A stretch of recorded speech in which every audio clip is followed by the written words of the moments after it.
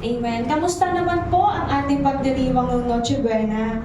Amen. No, sabi nga no, Jesus is the reason for the season. Amen. We are celebrating Christmas because of Jesus alone. Amen. So, ayan po sa continuous po na ating pag-aaral po no, sa ating series na ayan. So, last Sunday, no, last din na pag-aaralan natin yung kingdom mindset. Pero no, sa kanya-kanyang tahanan, sa kanya-kanyang devotion, we can continue no, to learn more about the kingdom mindset. Amen. So, ang title po natin ngayon is Living in God's Abundance. Amen. So, ayun po no, na sabay-sabay po natin pag-aralan ang sinasabi ng Lord about giving, no? Ang ano nga ba ang abundance, no? Ang masaganang bigay ng Diyos. So, baka tanungin niyo po ako, no? Anong connection ng giving sa pagkakaroon ng kingdom mindset? Ano nga ba, no? Sabi po dito, because that is the very nature of God. Amen. So, pagkakaroon ng generosity ng kanyang puso, no? Na sabi, we are all familiar po no sa John 3:16 no, that God gave His only begotten Son. So, ayun po no, yung umpisa ng pagkakaloob ng Lord no sa atin, ng pagkakaroon niya ng generous heart no sa pamamagitan ng pagbibigay ng kanyang anak, ng kanyang buktong na anak, nag-iisang anak binigay niya sa atin. No, na wala namang kasiguraduhan na yung na ang bawat isa sa atin ay tatanggap, pero hindi niya inisip yun. No, ang pagmamahal niya sa iyo, sa akin, ang inisip niya para maligtas tayo. And so, sa karya ng Diyos, ng pagiging bukas palad or generous at pagiging hindi makasarili. Ayan. So, pagkakaroon ng selfless heart ay pangunahing katangian ng kung paano tinawag ang mga mananampalataya upang mamuhay. So, we are called to live generously and selflessly. So, yan pala no, yung connection natin dito sa pagkakaroon ng kingdom mindset, to have a generous heart and selflessly dito pa lang sa mundo. Kasi doon sa kingdom ng Lord, ayun tayo eh. We are called to be generous and selflessly. So, sabi dito, no, our God is giving God who delights in providing for His children. So, masaya pala ang Diyos, no? Ang ating Diyos ay mapagbigay at nalulugod sa paglalaan para sa kanyang mga anak. Grabe, no? Na masaya pa ang Lord na nagbibigay. Kasi minsan dito sa mundo, no, sa worldly mindset, minsan hindi tayo masayang magbigay. No, na may kurot sa ating puso, no, na bakit ko bibigyan? Binibigyan ba ako, no? Kasi dati nakakulong tayo doon sa sinasabi I mean, para sa akin po, no, nung nakaraan kasi, hindi ko maintindihan yung sinasabi na the more you give, the more you receive. No, hindi ko yung maintindihan. Bakit ako magkakaroon lalo? Hindi nagbibigay na ako yung mawawalan. So, yun yung pinaparealize sa atin ng Lord, no, na kapag nagbibigay tayo, mas lalo pa tayong nagkakaroon. Hindi man financially, nagkakaroon tayo ng protection from the Lord. That it is not just about financial, no. Nagkakaroon tayo ng protection from Lord. Yes, favor po, provision ng Lord. No, hindi lang protection sa ating sarili, kundi sa buong pamilya natin. Amen. Ayan. So, ayan yung mindset na God wants us to have. No, we are to imitate the Lord Jesus Christ. Dito sa mundong ito, no, we are to imitate the Lord Jesus Christ, no, na dapat nilalakaran natin kung ano yung kalooban ng Lord, na sinusunod natin kung ano yung kalooban niya, no, na nag-reflect sa ating buhay ang Diyos mismo. His nature is one of generosity, and He calls us to reflect that same giving spirit in our life. So again, so pala ng Lord, no, na mag-reflect sa atin yung pagkakaroon niya ng generosity sa kanyang puso, na makita dito pa lang sa mundong ito. Sabi po dito sa John 10:10, dumarating at magnanakaw para lamang magnakaw, pumatay at manira, na parito ako upang ang mga tupa ay magkaroon ng buhay na masaganang lubos. Amen. So, sabi po dito, no, inihahambing ni Jesus ang kanyang mission sa mga magnanakaw na sumasagisag sa mapanirang gawain ni Satanas. No, we are all know, no, na si Satanas ay magnanakaw, mapanira, no? Ano ba yung pagnanakaw? Ang pagnanakaw ay hindi lang ito material na bagay, no? Kundi minsan yung oras natin, yung effort natin, yung mga unnecessary na dapat hindi nangyayari kasi nananakawan tayo. Bakit? Kasi inaalaw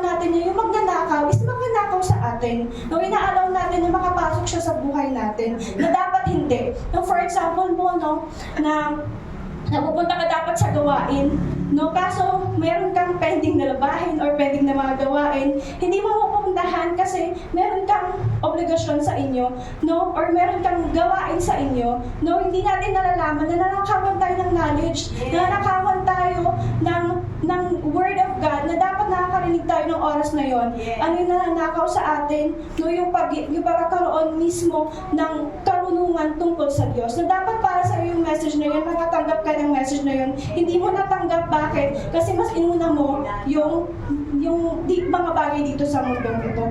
Don't get me wrong, no? Kasi we all have that time, no? May kanya-kanyang oras, may kanyang oras para maglaba, may kanyang oras, may kanya-kanyang oras tayo. Kasi si Lord mismo ang magbibigay ng oras kung paano natin i-manage yung oras natin. Amen? Kung lahat naman tayo is lahat pare-pareho ng oras. Amen? Lahat tayo 24 hours. No? God will give us kung paano natin i-manage yung oras natin at paano natin siya mauuna at paano natin siya mag-glorify. Ayan, so sabi dito, ang pagnanakaw ay hindi lang ito sa material na bagay, kundi minsan ay oras, effort, mga unnecessary pain, no, sa mga kabataan, na dapat hindi ka muna nakipagrelasyon kasi hindi mo pa season. Anong matatanggap natin? Unnecessary pain, no? Hindi ka makatulog kasi nag-away kayo. No, yung mga ganyan, no? That is unnecessary pain na hindi mo dapat nararanasan yan kasi hindi mo pa season. Amen. Katulad po ngayon, no? Season of giving, season of Christmas. No, in 12 months, meron tayong season na para sa Christmas, no? Amen. May season ng summer, tag-ulan, no? Kanya-kanya yan. So, ganun din sa ating buhay, no? Na mayroon tayong kanya-kanyang oras. Meron tayong season sa bawat may season sa bawat journey ng ating buhay at ang Lord mismo ang mag-uuben nun. Amen. Sabi po dito na, ayan, sabi pa na pumatay at manira, no? That is the very nature ni Satan, no? Ang masira ka, ang buhay mo, ang pamilya mo, no? Kasi wala naman siyang ibang gagawin kundi i-distract ka. Kundi i-distract ka sa gawain ng Lord, kundi ilayo ka sa gawain ng Lord, no? Ang kanyang pagbibigay ay hindi limitado. No, si Lord ang kanyang pagbibigay ay hindi lamang limited, no, na pinakamababa, ngunit umaabot sa fullness of life, no. Dito sa mundo, meron tayong bare minimum. Kung ano yung trabaho mo, yun lang ang matatanggap mong sahod. No, sa isang araw, kung ano yung work mo, kahit mag-overloaded ka pa, yung trabaho mo, yung sahod mo, yun pa din. Pero with the Lord, no, nakikita niya yung effort mo, no, He will give you the fullness of life, no, na hindi natin ina-expect pero ibibigay ng Lord sa'yo yan, no? Ganyan yung Lord, ganyan ka-abundance yung Lord, no? Na wala siyang ibang gustong makita, no? To have that fullness kung paano natin siya ma-experience sa ating buhay.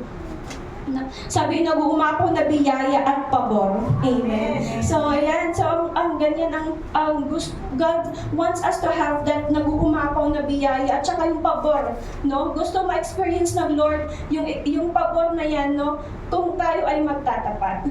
So, God's generous nature offering us more than just survival, but a life that is rich in every way. So, hindi gusto ng Lord na mag-survive lang tayo sa isang araw. No, gusto ng Lord to have a life rich in every way. No, hindi man sa physical or hindi man financial, no, pero yung kanyang richness, ang kanyang fullness ay may experience mo. Sabi din dito sa 2 Corinthians 9:8, magagawa ng Diyos na pasaganain kayo sa lahat ng bagay at higit pa sa inyong pangangailangan upang sumagana kayo para sa mabubuting gawa. Again, magagawa ng Diyos na pasaganain kayo sa lahat ng bagay. Let all receive that church. Let us know that God is able, no? Magagawa ng Lord na pasaganain tayong lahat. Amen. Ayun yung gusto ng Lord, na masagana ka, na hindi ka naghihirap, you're not just surviving in just one day, no, but you have a richness and fullness in life that you may experience with the Lord. So God's ability to bless us abundantly in every aspect in our lives. So gusto ng Lord na pagpalain ka in every aspect ng iyong buhay, physical man, mentally yan, lahat yan gustong i-bless ng Lord.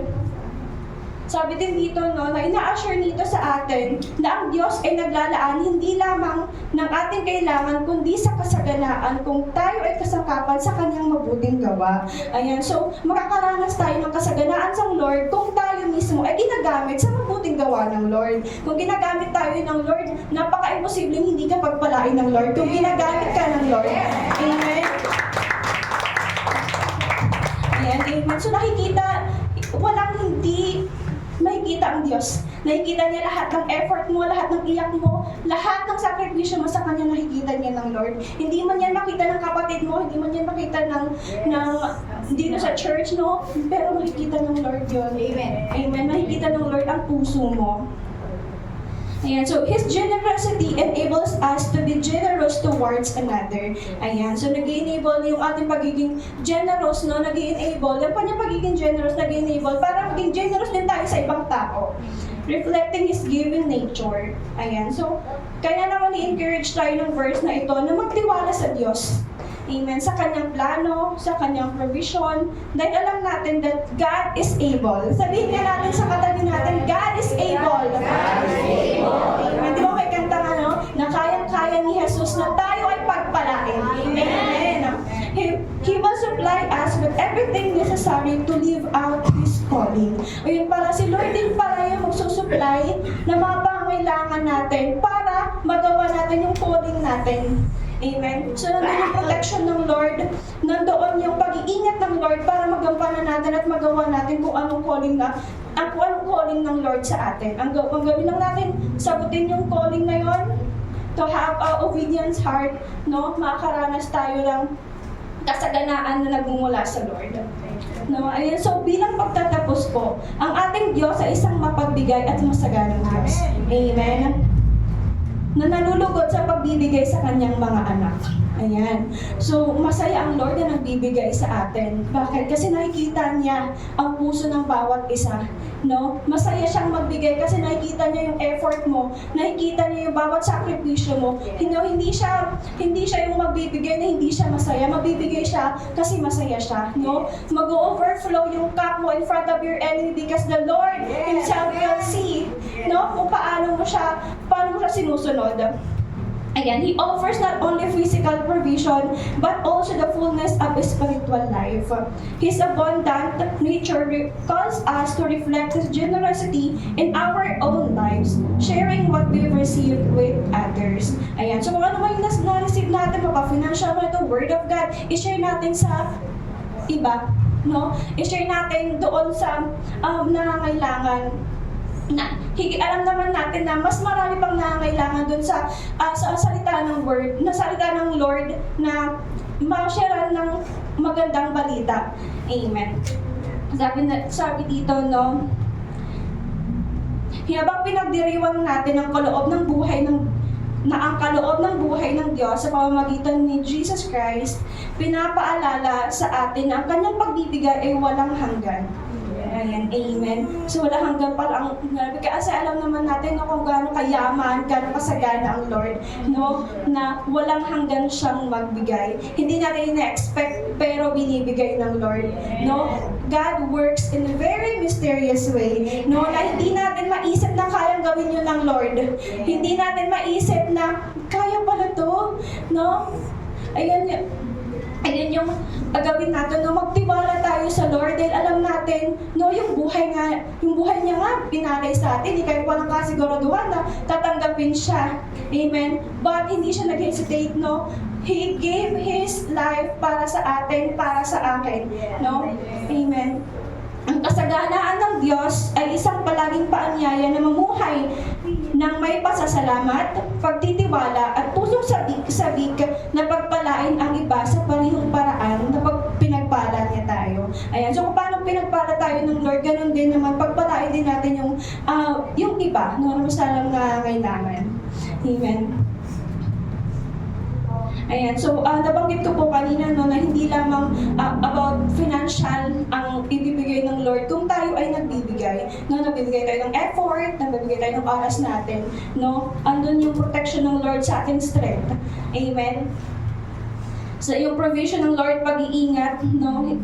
Ayan, so Sabi po dito, no, na minsan sa sobrang higpit natin, let's say sa financial, no, na hindi natin namamalayan na nananakawan na pala tayo. Bakit? Kasi may mga unnecessary gastos, unnecessary na magkasakit. Katulad po ng naririnig po natin, no, kay Pastor Dina, mag-invest, mag-invest, mag-invest. So, totoo pala yun, no, na kailangan mo mag-invest para sa Lord. No, na hindi ka mag-i-invest lamang dito sa oras mo, dito sa mundong ito. Invest mo na kung saan yung the best, kung saan may eternal life. No, mag-invest ka na doon sa langit, hindi dito sa lupa. Kasi nabanggit nga natin sa John 10:10, no, na meron dito sa lupang naninira, meron pumapatay, pero doon sa pag-i-invest natin sa Lord, hindi masasayang ang i-invest natin. Amen. So, hindi lang ito financial, no? Hindi lang ito financial na pag-i-invest, kundi sa ating mga effort na din po. Ayan, sabi dito na ipagkatiwala natin ng Lord, ang lahat sa Lord dahil siya nga ay nagtiwala sa atin. No? Na patunayan ko po ito ditong pagbibigay, no? Na dati kasi parang kasi nga hindi ko maintindihan yung the more you give, the more you receive. So, medyo tight ako before, no? Pero, oo nga, no? Pag tight ka pala, may mga unnecessary na kailangan mong gastusin, may masisira sa bahay, meron ka kailangan bilhin, no? Na dapat hindi mo naman doon ini-invest ang pera mo. No, pag in-invest mo sa Lord, nandun yung pag-iingat ng Lord. Amen. So, truly, no, na this year, 2025, no, napag-usapan nga namin mag-asawa to really have mag-invest talaga, no, para sa Lord, no, to really have a time for the Lord, no, kasi all throughout 2024, short pa taon, hindi naman tayo iniwan ng Diyos. Amen. No? Nabanggit ko nga din po, no, na hindi nga naka-preach pa before yung baby number 2 nga namin, yung baby girl. Pero true enough, grabe yung grace ng Lord na kahapon nagpa-ultrasound po ako at saka praise God po, syphonic na po talaga siya. At ready na siya. At sobrang, malikot. Sobrang malikat na. Tapos, ayun nga, no, na hindi naman tayo pinabayaan ng Lord kahit nga sa isa ka na ospital, pero magkano lang yung ginastos namin. No, 20 plus na bill, pero ang dinayad namin 600 plus. Kasi nandun yung protection ng Lord. No, kapag nagbibigay ka sa Lord, hindi masasayang ang effort mo. Hindi masasayang ang pagpapalala mo. Dahil si Lord mismo ang magsusukli nun. Nakikita niya lahat. Ayan lamang po. To God be all the glory.